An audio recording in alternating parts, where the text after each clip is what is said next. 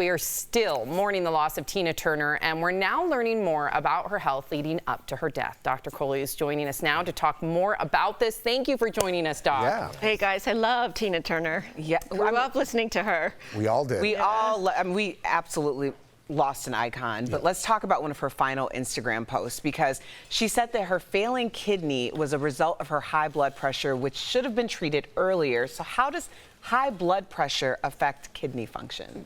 You know, high blood pressure is one of the most common causes of chronic kidney disease. And even on her way out, Tina is leaving something for us all to learn from. I thought about that. You know, and Americans don't understand hypertension or high blood pressure is the silent killer because it causes all kinds of damage to your organs. So think about your kidneys. They're filtering your entire blood, right? And if the pressure that they're feeling causes the filters to pop open or to get scarred, that's how you get kidney damage, chronically, slowly over the years. And it's not until a big part of your kidneys have sort of started shutting down that your numbers, your blood tests will actually reflect that. So many of us are walking around with slightly high blood pressure, untreated or undertreated blood pressure, and we're not realizing the effect it can have on our kidneys. I always thought that would be like linked to your heart. To hear you say that, and I'm glad that all of our viewers can hear that too, that it links to other organs, again, it just goes to show, go get your checkups, talk to your doctor, it's all linked. And you guys, we have to know that 120 is no longer a normal blood pressure. A lot of people say, oh, my blood pressure is 120, it's great. The American Heart Association says that is elevated or pre-hypertension. What is normal? What is a good Under 120. Okay. Under 120. 105, 110, 115. Okay. So anything between 120 and 130 is actually considered elevated or pre-hypertension. That's so important to know. Okay, I'm going to switch gears here for everybody, but many people are taking Ozempic and other medications for weight loss. People are noticing changes, though, in some specific behaviors, okay? Things like addiction to alcohol and even like shopping.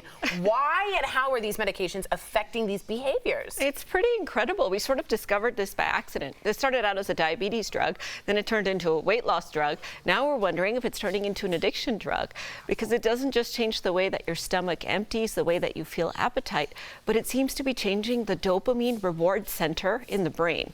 So when we have a rewarding behavior, this chemical called dopamine, the happy chemical, gets triggered in our brain, and Ozempic seems to actually be changing the way that that chemical works. So it's working your, okay. Can it reverse? Can it reverse? Can it backfire, right? If you go off in Ozempic, will things level back out? That we don't know yet, but we started studying it now in animals because we're seeing these effects in humans, and we can see rats that are addicted to cocaine having less of an addiction, rats that are addicted to alcohol having less of a craving. Whoa. So we're realizing that it's rewiring the brain in a really interesting way. That's so cool. How about prescribing these medications for other addictions? I Great think idea. that's coming. I think it's coming, guys, because we're talking about nail biting, we're talking about shopping, we're talking about impulsivity in general. And if you think about, you know, heavy people, sometimes food addiction is one of those underlying problems because you have associated happy feelings with food. Comfort, you think about food, you crave it, you dream about eating potato chips or whatever. So this actually changes those cravings at a fundamental level. Unbelievable. I wonder if it changes, and do you worry about the change in personality in any way? Well, so that's kind of what I'm looking for is the data on kind of long-term effects, because we know that your mood can be more labile when you're on Ozempic. Mostly people feel pretty good because they're losing the weight, you know, they're eating less, they're kind of feeling better.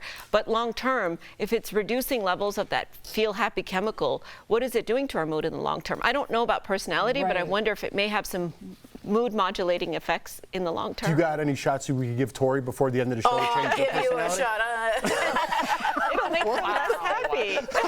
Oh man, that's funny. Wow. Dr. Kohli, thank you for was a weird providing all of reaction. the information, as always. To our viewers, you can follow Dr. Kohli. She has a brand new, well, it's not a brand new podcast, but it's fantastic. Check out Art of Medicine wherever you listen to your podcast. Thank you again, Dr. Kohli. Thank you.